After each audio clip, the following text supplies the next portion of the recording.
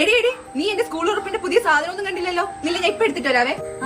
ഇതാണ് എന്റെ പുതിയ ബാഗ്, അതിന്റെ പുതിയ കട്ടർ വെട്ടി 55 രൂപയാണ്. ഇതാണ് ഇത്രയും പെൻസിലുണ്ട്, ഇത് കളറ്, ഇതാണ് എടി ചെരുപ്പൊക്കെ കാണാൻ ഓർഡർ ചെയ്താണ് മേടിച്ചത്. നിങ്ങൾ ഓർഡർ ഒന്നും ചെയ്യൂലല്ലോ. നമുക്ക് ഓർഡർ ചെയ്യാനൊന്നും അറിഞ്ഞൂടടി.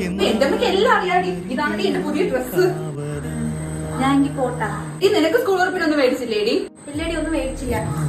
ചേച്ചി എന്താടി വല്ല പൈസ ഇരിപ്പുണ്ടാ? നാളെ കഴിഞ്ഞെങ്കിൽ തരാം. ഒന്നും ഇരിപ്പില്ലടി. ഞാൻ തന്നെ കൊച്ചിന് സാധനമൊക്കെ മേടിച്ചത് കടം മേടിച്ചിട്ടാണ്. അല്ല, കൊച്ചിപ്പോ വന്നിരുന്ന് ഭയങ്കര കരച്ചില്, ബാഗും ബുക്കൊന്നും മേടിച്ചില്ലെന്ന് പറഞ്ഞിട്ട്.